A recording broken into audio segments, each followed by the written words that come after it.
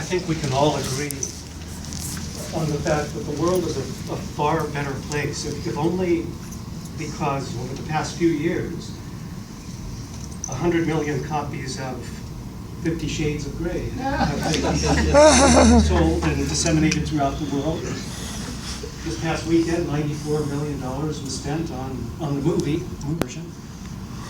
Yes, the dominant culture, the prevailing culture that we live in is pervasive, and sometimes it's persuasive. Oh yeah. And we live surrounded really by a society and a culture that is so often unhealthy, that is so often caught up in itself for the endless search for pleasure, the endless search to feed the ego. And it's an old story. It's more than 2,000 years old because it predates Jesus himself. It is as old as time. Sex, money, and power and influence, what people are running after too often and with all their heart. And now we have the prophet Joel in the first reading today saying, return to the Lord. That's the thing. Return to the Lord with your whole heart. That's what you give all of your energy to. That's what you devote your whole life to. And you become a spokesperson, Lord. And we have a snapshot of who the Lord is like, what he is like. In that first reading, also from Joel, that he is rich in mercy and kindness, that he is slow to anger, and that he relents in punishment. That's the kind of God we want to believe in and that we do believe in. And Paul reminds us that we are ambassadors for his Son, ambassadors for Christ. Obviously, I didn't start the homily this morning with the children of Mother of Sorrows School in the same way I just did.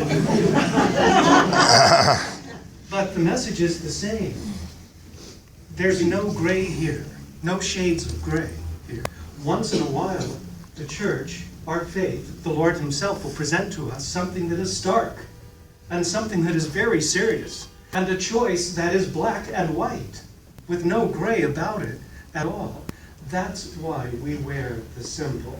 That's why we wear the sign. And there's a danger to it that was alluded to by Jesus in the gospel.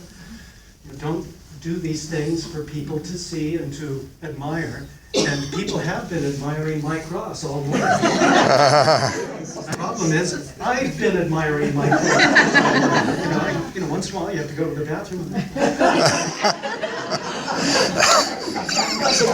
That is not good. It wasn't done like these. But you know what I'm saying? What sign are we living? What sign are we wearing today? I brought a few simple examples. I have a sign that's on my door. It says, this is perfect for Lent. I give up chocolate, but I'm no quitter. Then a few weeks ago, just for fun, this is my secretary's sign when she goes out to lunch, just for fun. I put it around my neck. I was walking around the 5th floor because I figured people come out to lunch anyway. So I will wear the sign. All kidding aside, when we wear this cross, what sign are we really wearing?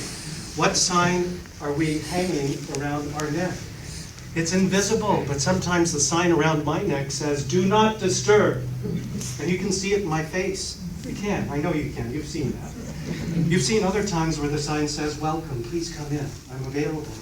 You know, open for business. That's what the sign says once in a while, even around my neck. Sometimes it says, what a beautiful day this is. Sometimes it says, I'm so happy today. Sometimes the sign says, I'm broken. Will you please speak to me today? Will you just be with me today? Sign around your neck today. How are you going to be an ambassador for Christ today and throughout Lent?